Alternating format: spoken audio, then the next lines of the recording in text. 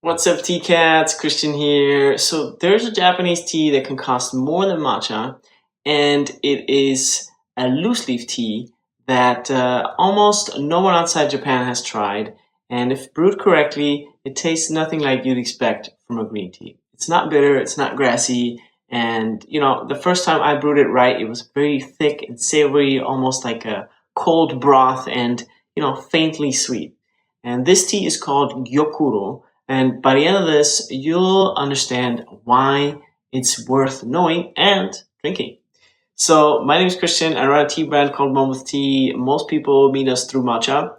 But, I always like to say that matcha is just a gateway to, the other leaves of tea that there are so many of. And one of them is Gyokuro, right? So, yeah, I want to give you three things: what Gyokuro actually is, why it's so expensive, and exactly how to brew it, because with this tea, it really matters how you brew it. Okay, so Gyokuro means jade dew, and the name is doing really all honor here. So the connection that no one makes between Gyokuro and matcha is very interesting because they actually begin the same way. So both come from tea plants grown in the shade, covered for about 20 days before harvest, starved of light on purpose, because when you take away the light, that shade, the plant kind of like freaks out a little bit, and it draws all the nutrients from the soil, and that shade is what floods both of the leaves, matcha and gyokuro,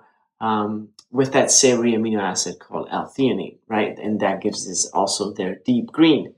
But then they kind of split in their processing. So matcha's shaded leaf get dried flat and ground into powder, and Gyokuro's shaded leaf get rolled, gently twisted, and that's where you might have seen those dark, fine needles, and kept whole as a leaf. Okay, so as you brew it like a loose leaf tea, and you really want to make sure you pay attention to the temperature there, right? So yeah, difference between Gyokuro and matcha. Like with matcha, you obviously drink the whole leaf.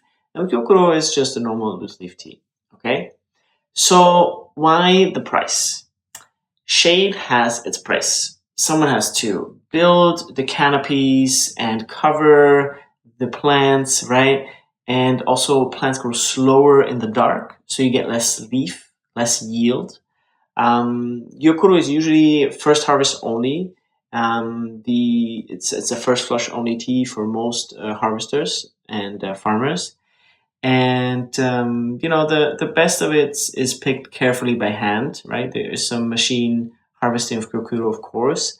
But yeah, they add an extra rolling and sorting step in there. And if you have a tea that takes a far more labor program than an ordinary green tea, that makes sense, right? So it's the same economics as matcha. In essence, you're not paying for so much the brand label on the packaging. You're paying for the shade, the time, the hands, the sorting, and all that extra work that goes into actually producing it. Okay, so now let's talk about the taste of Gyokuro, because this is really where it shines. And the word most people reach for is umami. You might have heard that concept and that word before in context with matcha. So it's that deep, savory, mouth-filling, brothy-like quality that you get from, I don't know, if you compare it to other foods, it's like good stock, maybe parmesan from a ripe tomato. It's like Gyokuro has that in its own way, right? So in a way that no other tea has, and it comes straight from that L-theanine and the shade preservation of the harvesting process. Okay, so with Gyokuro, you really want to be careful to brew it with appropriate temperature. It's usually around 50, 60 degrees Celsius, right? So brew it cool and slow, and the bitterness stays behind, and the sweetness and the savoriness really come forward. So it kind of like coats the mouth. It's thick for something so pale, and a lot of people take on sip and they often go quiet. And they're like, "Wow, I've never even known tea could taste like this," But yeah, I really think here's where the biggest thing to be careful of Gyokuro is how you brew it, right? So Gyokuro is brewed almost the opposite of how you brew any normal tea. So cold water, not very hot, somewhere around 40, 60 degrees Celsius. It's like 104, 140 Fahrenheit. If you pour, boiling water on Gyokuro, you really, scald it, you really burn it, and you pull out the bitterness and burn off the delicate part. So yeah, be careful with Gyokuro.